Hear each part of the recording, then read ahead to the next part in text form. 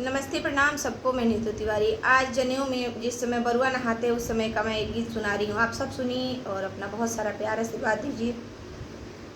चारी चौखंडा के पोखरा तो बरुआ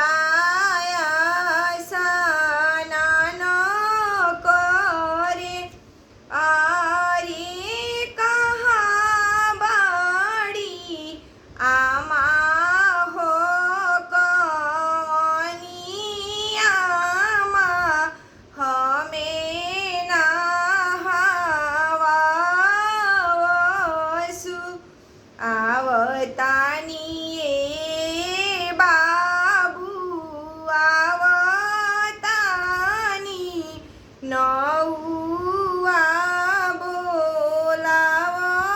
बोलावतानी आरे पापा तोहरे गईनी हुआ के घरे उनाही के जो हतानी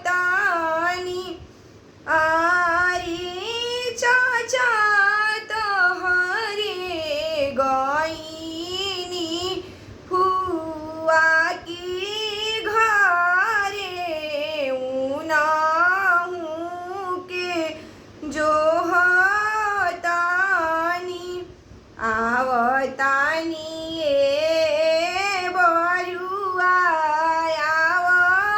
आवतानी पंडित जी के बोलावतानी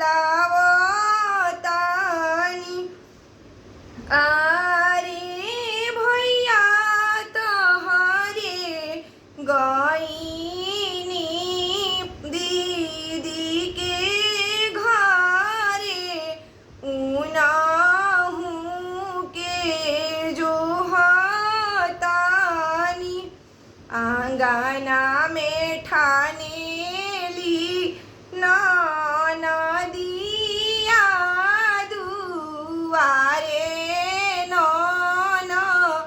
दोइया ठाने आरे ओ बारी में ठाने छिनरी नाउनी हमारो के निगाह होला आरे ओ बारी में ठाने छिनरी